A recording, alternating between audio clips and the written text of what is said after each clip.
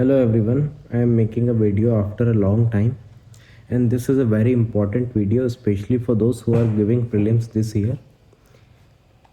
So the topic of this video is why clearing UPSC prelims is hardest. क्यों सबसे ज़्यादा कठिन होता है आपको UPSC prelims क्लियर कर पाना.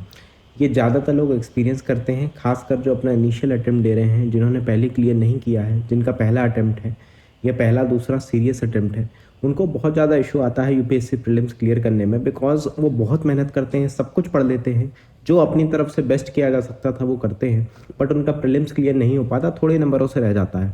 बट आप ये भी देखते होंगे कि बहुत सारे ऐसे बच्चे होंगे हाँ जो बहुत ईजिली क्लियर कर लेते होंगे. तो आप लोगों के मन में आता होगा कि how some people clear it so easily.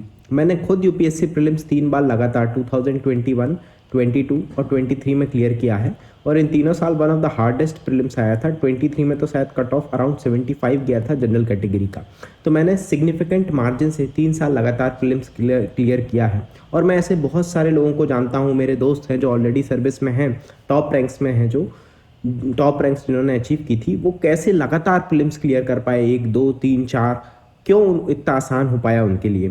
तो पहली चीज़ मैं आपके मन से निकाल दूं कि आसान किसी के लिए नहीं होता, बट एक तरीका होता है. कुछ एसेंशियल अनिवार्य चीज़ें होती हैं जो आपको करनी ही पड़ेंगी if you want to clear the prelims. और जनरली लोग यहीं गलती कर देते हैं. उनकी गलती ये नहीं होती कि वो मेहनत नहीं कर रहे. लैक ऑफ हार्ड वर्क बहुत रेयर होता है प्रीलिम्स ना क्लियर कर पाने का रीज़न. अगर आप सीरियस नहीं है, मेहनत नहीं कर रहे हैं तो आपका होगा ही नहीं. अगर आप मेहनत नहीं कर पा रहे हैं, आपका मन नहीं लग रहा है, then leave this video. Because अगर आप मेहनत नहीं करेंगे then you will not be able to clear this exam. Prelims हो जाएगा तो आप आगे रुक जाएंगे और आपको आगे दिक्कत आएगी. बट अगर आप मेहनत कर रहे हैं then this video is for you. अगर आप सीरियस हैं इसको लेके, या आप आगे जो 2 महीने बचे हैं लगभग प्रीलिम्स के लिए उसमें मेहनत करना चाहते हैं, आपने पहले थोड़ा बहुत पढ़ा है, थोड़ा बहुत आइडिया है, और अब आपको लग रहा है कि कैसे मैं प्रीलिम्स क्लियर कर पाऊँ, तो उसके लिए मैं आपको बहुत सिंपल तरीका बताऊंगा जिससे कि आप इजीली चीज़ें कंप्लीट कर पाएंगे और आपका चांसेस बहुत बढ़ जाएगा. देखिए, रोल ऑफ लक भी होता है. ये आपको मैं इसे एक्सेप्ट करूंगा कि रोल ऑफ लक भी होता है, बट स्टिल 70 to 80% आपके हाथ में ही रहता है. कि अगर आप मेहनत कर रहे हैं तो 80% चांस रहेगा कि आप क्लियर कर जाएं, बट थोड़ी बहुत गलतियां हो जाएंगी तो डेफिनेटली आप नहीं कर पाएंगे. कुछ लोगों में नैक ही नहीं होता कि आप एमसीक्यू सॉल्व कर पाए. वो बहुत कॉमन बात है. ये नहीं है कि आपका आईक्यू कम है, आप मेहनत कम कर रहे हैं, बट आपको अगर आप एमसीक्यू इतने अच्छे से सॉल्व नहीं कर पाते, इतने स्किल नहीं है, तो थोड़ा आपको ज़्यादा मेहनत करनी पड़ेगी. कुछ लोगों को चीज़ें देर से याद होती हैं, कुछ लोग रिवीजन करने में ज़्यादा टाइम ले लेते हैं. तो ये सब इशू सबके साथ अलग अलग होते हैं, but still I am saying अगर आप मेहनत कर रहे हैं तो हाई चांस है कि आप क्लियर कर लेंगे अगर आप ये तरीका फॉलो करते हैं. So in this video I will tell you the essential things which are required to clear UPSC prelims 2026 या इसके आगे की भी प्रीलिम्स. तो एसेंशियल अनिवार्य चीज़ों में क्या क्या आता है, ये चीज़ें लोगों को पता ही नहीं रहती हैं. ये बहुत बहुत बहुत ज़्यादा ज़रूरी वीडियो होगा अगर आप इस साल प्रीलिम्स दे रहे हैं तो आपके लिए. तो एसेंशियल चीज़ें या अनिवार्य चीज़ें क्या क्या हैं, ये एक तरीके का मैं ये आपको पढ़ा नहीं रहा हूँ, टीच नहीं कर रहा हूँ, ना ही गाइड कर रहा हूँ. ये एक मतलब आपको क्लैरिटी देने वाला वीडियो है जो आपको बहुत सिंपल तरीके में बता देगा कि आप ये चीज़ें कर लीजिए. एंड ट्रस्ट मी, मैं मतलब मेरा उसमें कोई वेस्टेड बेनिफिट नहीं है आपको बताने का. मैं तो ऐसे ही वीडियो बना रहा हूँ, मुझे टाइम मिला तो, जिससे कि आपकी मदद हो पाए.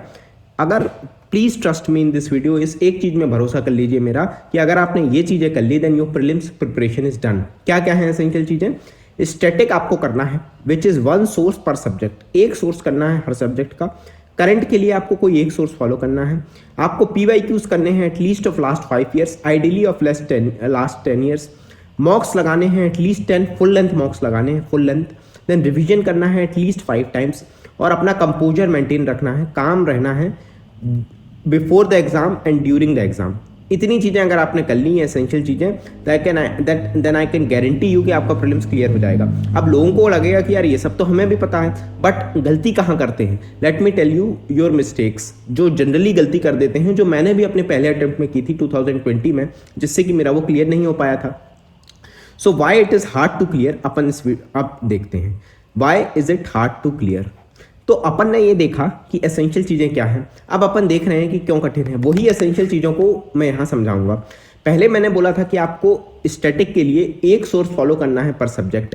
गलती कर देते हैं that we follow multiple sources, और वो फॉलो करने के बाद we do not do any consolidation. अब आखिरी के 2 महीने बचे हैं। आइडियली आपने 1-2 महीने पहले प्रीलिम्स की तैयारी शुरू कर दी होगी। बहुत से लोग अब 5 महीने पहले भी शुरू कर देते हैं, यानी जनवरी के स्टार्ट से। तो आपने कुछ भी किया हो पहले, now please follow one source.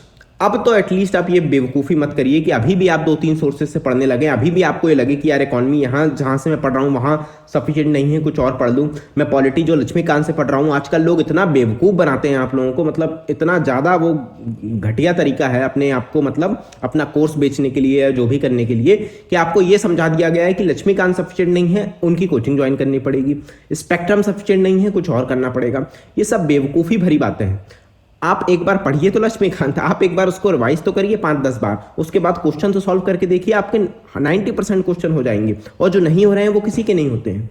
So please do not fall in this trap जो आपको बेवकूफ़ बनाया जा रहा है, जो इसका कल्चर चल गया है। बिकॉज आजकल मतलब कोचिंग्स बहुत ज़्यादा बूम कर रही हैं, हज़ारों कोचिंगें आ गई हैं। आप कैसे आपको रिझाया जाए, कैसे आपको बेवकूफ़ बनाया जाए कि आप मेरा ज्वाइन कर लीजिए। मैं किसी का ये नहीं कर रहा, अपोज नहीं कर रहा। मैं खुद मतलब ये कोचिंग का कोई विरोधी नहीं हूँ। मैं खुद चाहता हूँ कि अगर आप मतलब आपके पास रिसोर्सेज हैं, आपको समझ नहीं आ रहा, then definitely you should join a coaching जो भी आपको अच्छा लग रहा हो। आपके पास रिसोर्सेज हैं, आप ऑफलाइन ज्वाइन करिए, नहीं है ऑनलाइन ज्वाइन करिए। मैं वो नहीं बता रहा हूँ, मैं ये कह रहा हूँ कि आपको कोचिंग में कैसे बेवकूफ़ बना दिया जाता है कि आप ये बता के कि मल्टीपल सोर्सेज पढ़ने पड़ेंगे, और जो हमेशा से चले आ रहे हैं, जो पूरी दुनिया पढ़ के आज भी क्लियर कर रही है। आप टॉपर्स के वीडियो देखिए जो अभी रिजल्ट आया था, कि वो उन्होंने क्या बताया। क्या उन्होंने ये बताया कि वो लक्ष्मीकांत के अलावा 10 सोर्सेज और पढ़ते थे? मैक्स टू मैक्स कोई ये बोल देगा कि मैंने एनसीईआरटी और पढ़ी थी, इसके अलावा तो कुछ नहीं बोलेगा। ठीक है, तो आपको ये बात याद रखनी है कि मल्टीपल सोर्सेज फॉलो करेंगे आप, तो then it will be very hard for you to clear the exam, because अंत में आप कंसोलिडेशन नहीं कर पाएंगे। Then no fix source for current affairs, ये एक मेजर इशू रहता है। अब पहले आपको ये समझ लेना होगा कि प्रीलिम्स प्री में 80% ऑफ द जो पेपर आता है it comes from static and 20% comes from the current affair. Static की अपन ने बात कर ली कि that you have to follow one source, but current affair जो कि 20% पार्ट बना रहा है, उसके लिए हमारा कोई फिक्स सोर्स नहीं होता और हम 10 जगह भागते हैं। आपने न्यूज़पेपर पढ़ा, आप उसके नोट्स बना लिए, वो आप पढ़ने लगते हैं। आपने कोई कोचिंग ज्वाइन कर ली, आप वो पढ़ने लगते हैं। आपने कोई मंथली मैगजीन पढ़ी थी, आप वो पढ़ने लगते हैं। आप लास्ट में PT 365 आ गई अलग अलग कोचिंगों की, आप वो पढ़ने लगते हैं। ये एकदम बेवकूफ़ों वाला तरीका है। मैंने भी ये अपनाया था। बहुत टेम्पटेशन रहता है कि यार यहाँ से कर लें, वहाँ से कर लें, मज़ा भी आता है, नई नई चीज़ें देखने को मिलती हैं, but have a fix source of current affair. कुछ भी हो सकता है। अभी मैंने यहाँ कहा कि मतलब कोचिंग में आपको ये किया जाता है, वो किया जाता है, बट मैं खुद कह रहा हूँ अगर आपने कोई कोचिंग एक ज्वाइन की है, आप उसका करंट अफेयर फॉलो कर रहे हैं, then you do not need to do anything else. मतलब उसके अलावा आप कुछ भी मत करिए, फॉलो दैट जो भी आपको दिया जा रहा है, and that is more than sufficient. अगर आपने कोचिंग नहीं की, then follow PT 365 of any coaching, और उसके अलावा कुछ भी मत करिए, that is more than sufficient. So have a fix source of current affairs. इधर उधर मत दौड़िए। आपको बताया जाएगा कि न्यूज़पेपर पढ़ना है, अलग अलग कोचिंग वाले बताएंगे, बट प्लीज उस भेड़ चाल में, बेवकूफ़ों वाली चीज़ों में मत पड़िए। अगर अभी तक आपने कुछ नहीं किया है, then focus on one thing. ठीक है, एक कोई सोर्स फिक्स करिए, चाहे वो कोचिंग हो, चाहे वो PT 365 हो, चाहे आपने मंथली मैगजीन के नोट्स बनाए हो तो वो हो, कुछ भी एक सोर्स करिए और आपका करंट अफेयर पूरा हो जाएगा। Then let's focus on PYQ। PYQ generally हम इग्नोर करते रहते हैं। ऐसा लगता है कि यार स्टैटिक कर लें, करंट कर लें, इसी में समझ आ रहा है, PYQ करने की क्या ज़रूरत है, हम पढ़ लेंगे तो हमारा सिलेक्शन हो जाएगा। ऐसा नहीं होता है। PYQ से आपको अंदाज़ा लगता है कि किस तरह के क्वेश्चन UPSC पूछता है, और PYQ आइडियली आपको पिछले 10 साल के करने ही चाहिए, और ये तभी हो पाएंगे अच्छे से जब अब आप देना शुरू कर देंगे। आइडियली आपको 1-2 महीने पहले शुरू कर देना चाहिए था, बट अभी तक आपने PYQ नहीं लगाए हैं, then it is the time, high time कि आप PYQ लगाना स्टार्ट करिए। अगर अभी भी आप टालेंगे कि लास्ट के महीने में लगा लूंगा, तो नहीं हो पाएंगे। पिछले 10 छोड़िए 5 साल के भी नहीं हो पाएंगे, और आपको बहुत ज़्यादा दिक्कत आएगी एग्जाम क्लियर करने में। Then focusing only on sectional test, यानी कि मैंने कहा था कि आपको कम से कम 10, आइडियली तो 15-20, बट कम से कम 10 फुल लेंथ टेस्ट लगाने हैं। बट बहुत से लोग सेक्शनल टेस्ट में पड़े रहते हैं। इसमें इशू क्या होता है, जैसे कि आप ancient history, medieval history, modern history, even economy, polity, किसी का भी सेक्शनल टेस्ट लगाएंगे तो उसमें बहुत ज़्यादा स्पेसिफिक क्वेश्चन आते हैं जो कि UPSC के एग्जाम में नहीं पूछे जाएंगे, और उन क्वेश्चन से जो नॉलेज मिलती है उसका कोई सिग्निफिकेंस नहीं होता। तो आपको सेक्शनल टेस्ट के पीछे नहीं दौड़ना है। दूसरा, स्कोर ऑब्सेशन में नहीं पढ़ना है। कई बार आपके 120 मार्क्स आ जाएंगे, कई बार आपके 80 मार्क्स आएंगे 200 में, कई बार आपके 60 मार्क्स आएंगे, कई बार 140 आ जाएंगे, उससे फर्क नहीं पड़ता। I have seen many people who are scoring more than 120, more than 140 in vision IAS test series, in multiple coaching test series, but उनका फाइनल एग्जाम में सिलेक्शन नहीं होता। ऐसा क्यों होता है? फिर वो आके बताते हैं। ऐसा प्री में नहीं, मेंस में भी होता है। मेंस में भी बहुत सारे लोग, मेरे खुद के दोस्त हैं बहुत अच्छे, जिनके बहुत अच्छे नंबर आते हैं, 110, 115 आते हैं मॉक्स में, बट उनका फाइनल में सिलेक्शन नहीं हो पाता। बिकॉज आपको स्कोर ऑब्सेशन छोड़ना पड़ेगा। इस बात से फर्क नहीं पड़ता कि आपका स्कोर कितना आ रहा है। देन नॉलेज ऑब्सेशन आपको छोड़ना पड़ेगा। यानी कि आप जब भी कोई मॉक देंगे, खासकर सेक्शनल तो हटा ही दीजिए, सेक्शनल तो मैं देता ही नहीं था।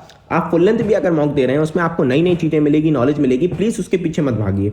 These 3 are sufficient. जो पीवाईक्यू से नॉलेज मिल रही है, जो करंट अफेयर और जो आपके एक सोर्स से मिल रही है, नॉलेज के लिए तीनों सफिशिएंट है। इसके अलावा आपको जो भी आपको नया मिल रहा है वो नोट डाउन करने की भी जरूरत नहीं है, भूल जाइए वो। Then lack of revision, minimum 5 revision की जरूरत है। अगर आपने रिवाइज नहीं किया, देन कुछ भी पढ़ने का कोई मतलब नहीं है। Than thinking too much about the outcome. Generally हम आउटकम के बारे में बहुत सोचते हैं। हमें लगता है कि यार क्लियर हो गया तो क्या होगा, क्लियर नहीं होगा तो क्या होगा। एग्जाम इन्वायरमेंट को अपने मन में वो रिवाइंड करते रहते हैं कि यार ये क्वेश्चन आएगा तो ऐसे कर दूंगा, ऐसा कर दूंगा, वैसा कर दूंगा। बट ये सब फालतू की चीजें हैं, इनसे कुछ होना जाना नहीं है, ये आपको भी पता है। So please do not think about outcome. अभी मेहनत करने में फोकस करिए, वही आपकी मदद करेगा। So how I cleared prelims 3 times in a row. मैंने बताया कि 2021, 22, 23 3 बार लगातार मैंने प्री क्लियर किया। तो मैं वो कैसे कर पाया? पहला तो एक स्टैटिक सोर्स फॉलो किया मैंने पर सब्जेक्ट पूरे साल। दूसरा, स्टैटिक सोर्स की तरफ मैं गया ही नहीं, जिससे कि मुझे कंसोलिडेट करने की जरूरत ही नहीं पड़ी। आप एक ही बुक पढ़ रहे हैं तो वो ऑलरेडी कंसोलिडेटेड फॉर्म में है और उसी को आपको रिवीजन करना है। मैंने करंट अफेयर के लिए सिर्फ पीटी 365 पढ़ी, विजन आईएएस की। मैं अब कोई कोचिंग को प्रमोट नहीं कर रहा, आप किसी भी कोचिंग की पढ़ लीजिए, उससे मुझे मतलब नहीं है, बट एक सोर्स पढ़िए, फिक्स सोर्स रखिए करंट का। देन पीवाईक्यू मैंने लगभग 7-8 साल के लगाए। मैं और ज्यादा नहीं लगा पाया बिकॉज मैंने लेट लगाना शुरू किया। इसीलिए मैं आपसे कह रहा हूं, अभी तक अगर आपने नहीं लगाया तो आप लगाना शुरू कर दीजिए। फुल लेंथ मॉक्स दिए मैंने 3-4 कोचिंग के, फ्री में मिल जाते हैं आपको टेलीग्राम में या कहीं भी नेट में, तो वो आप डाउनलोड करिए, मॉक्स दीजिए। और टोटल मैंने अराउंड 15 to 20 फुल लेंथ मॉक्स दिए, जिससे कि मुझे बहुत ज़्यादा बेनिफिट मिला।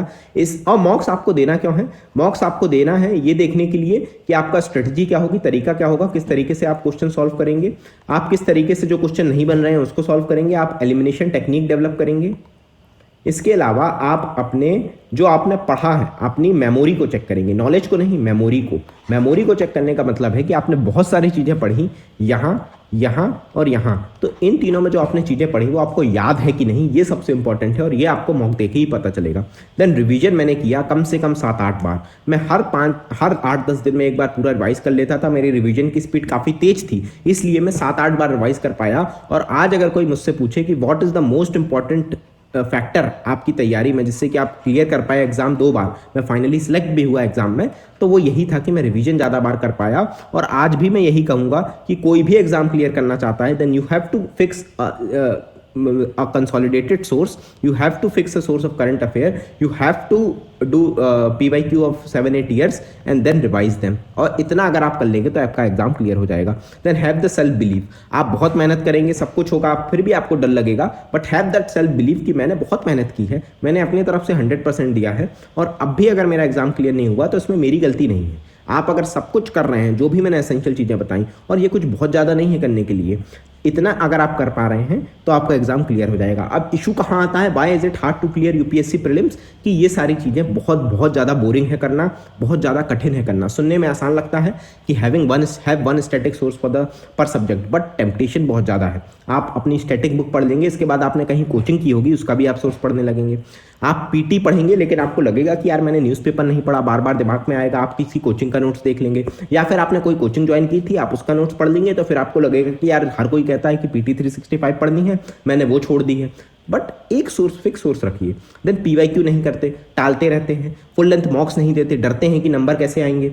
देन रिवीजन नहीं करते, ये तो मेन फैक्टर रहता है कि आप रिवाइज ही नहीं करते हैं और आपको लगता है कि ज़्यादा से ज़्यादा चीज़ें पढ़ लूँ और इससे मेरा सिलेक्शन हो जाएगा, और ये बिगेस्ट मिस्टेक रहती है। सब कर लेते हैं तो अपने आप में सेल्फ बिलीव नहीं रहता, डर रहता है ना, दिमाग में कन्फ्यूजन रहता है, और ये हमेशा झिझक रहती है कि यार मेरा नहीं हो पाएगा, मैंने सही से तैयारी नहीं की, ये है वो है। बट ये सारी चीज़ें आपको करनी ही पड़ेगी, बिकॉज मैंने स्टार्टिंग में ही बताया ये एसेंशियल चीज़ें हैं। एसेंशियल का मतलब होता है अनिवार्य, यानी कि करनी ही पड़ेंगी अगर आपको एग्जाम क्लियर करना है। और मैं ऐसे बहुत रेयर कोई होगा जिसने ये चीज़ें ना की हो, उसका एग्जाम क्लियर हो गया हो। तो अगर आप एग्जाम क्लियर करना चाहते हैं then follow this basic steps. ये कोई बहुत कठिन नहीं है, अगर ये बेसिक है, अगर आप मतलब इतना ज़्यादा आपके अंदर वो होना चाहिए, कंट्रोल होना चाहिए कि आप ये सारी चीज़ें कर पाएँ, तभी आप यूपीएससी प्रीलिम्स को इजीली क्लियर कर पाएंगे। मतलब आपके चांसेस बहुत ज़्यादा बढ़ जाएंगे, 80-90% आपके चांस हो जाएंगे। और अगर आपका लक उस दिन साथ दिया then you will able to clear UPSC prelims, और आप आगे मेंस या और आगे अपनी तैयारी कर पाएंगे। Thank you all for watching the video.